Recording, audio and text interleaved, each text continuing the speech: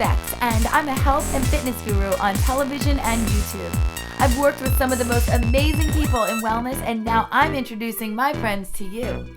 12 gurus, 12 videos, countless tips on making your life awesome. Let's go. Hey guys, it's Bex here. I'm here with the lovely Jessica Ortner from thetappingsolution.com. Hello, everyone.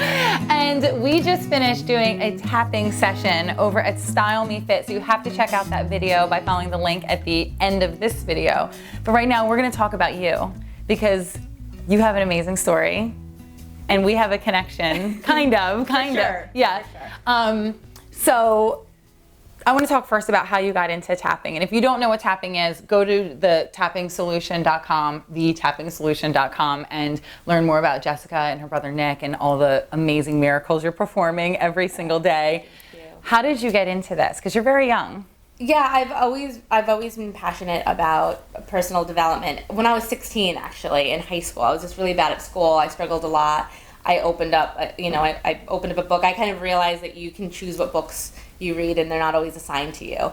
And so I got very passionate about that. By the time I was 19, I was training in hypnosis, and I wanted to do things in an alternative way. Okay. And so I decided to leave college and to study more personal development and just alternative ways of thinking. And I felt like the best way to do that was just to take my education very seriously by leaving school. And so through this process, I learned this technique called tapping.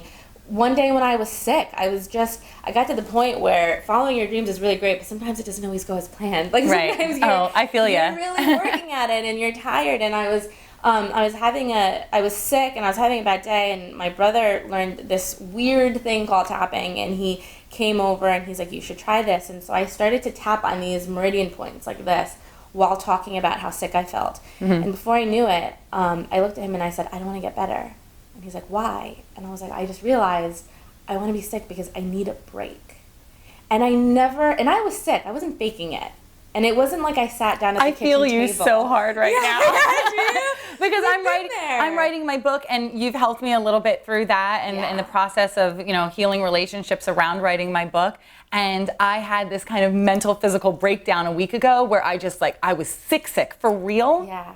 And it was all about the emotional stuff that was going on about my book. Because we're not willing to face these things. We're not giving ourselves the self-care we need. And so our body breaks down and is trying to get our attention. And so with the tapping, what we do is when you have a stressful emotion, it's not just in your head, it's impacting your entire body. And so I described in the last video that when you tap on these points, it sends that calming signal to your brain, letting your brain know it's safe to relax. And so you're giving yourself that break. So you're really going to the root of the problem. Right. And so I started using it, never in a million years thinking that this was ever going to be a career path for me.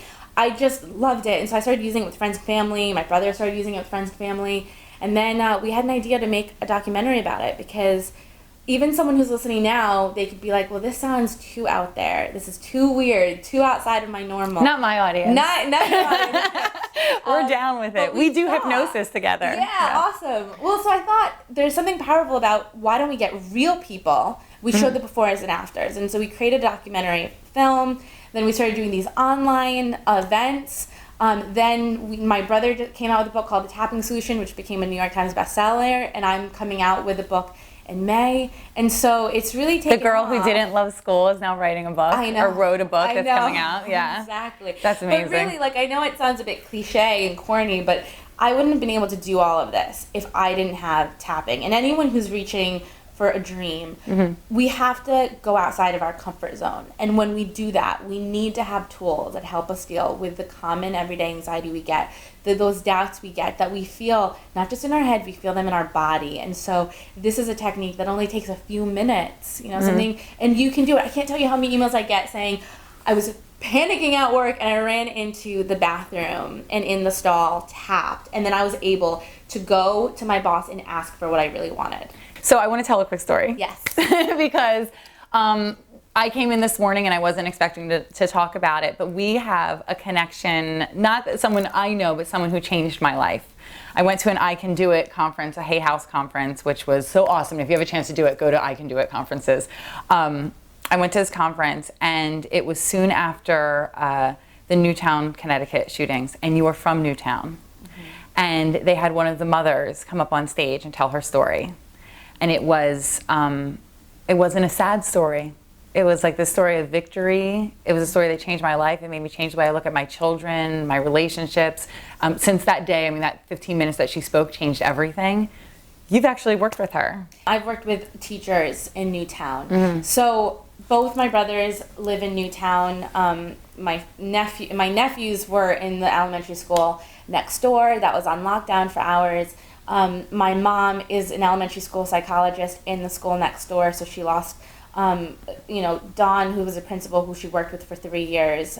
So it hit very close to home. And I remember watching TV when it was happening, before we knew all the details. And I'm on the phone with Nick, and I'm, obviously panicking, because here I see, the place I grew up. I see, I grew up actually in Brookfield, which is a town next door, but there I see where my brothers are living, and knowing that my nephews are in school that's under lockdown.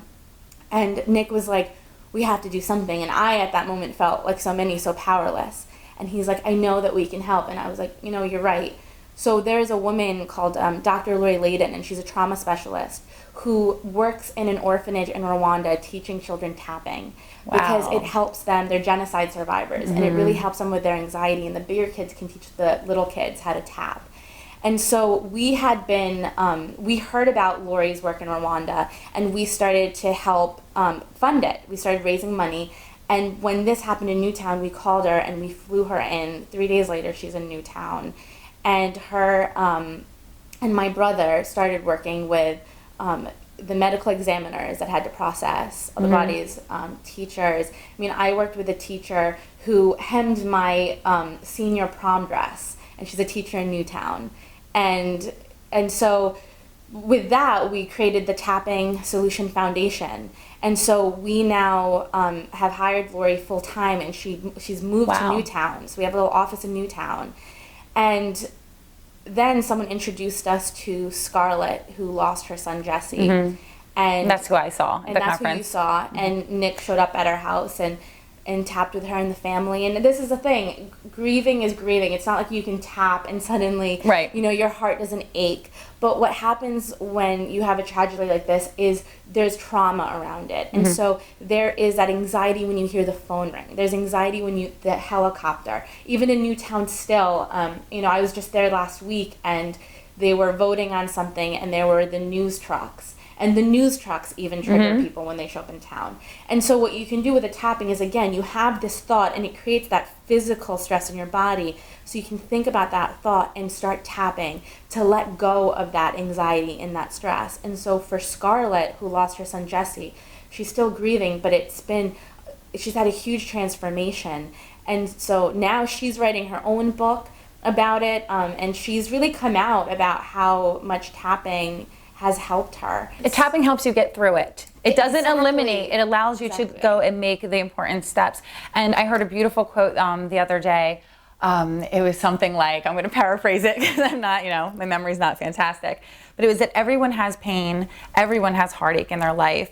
You don't have to look at someone else and say, well, their pain was so much greater, so why worry about mine? It's all of our jobs to learn how to get through it and get to the light. Yes. And that's what tapping has done for me in so many ways with writing this book. So I'm going to continue to do it all the time, because it's not to eliminate the memory. It's just to help with the pain so that I can move on and take the next step. Well, and you make a great point. You can't ever eliminate memory. We can't change what happened. But if something happened in the past and we still have a physical trigger to it, that's when we need to start doing the tapping to really address it, because if not, we're going to keep creating that experience in the future. And so tapping, I've seen people really get through and let go of a lot of, anger and shame and heartache, but they let go of it so they create a new future. But it's very important, which you're making a great point, is it doesn't mean we never feel heartbroken. It doesn't mean we ever have those moments of insecurities. But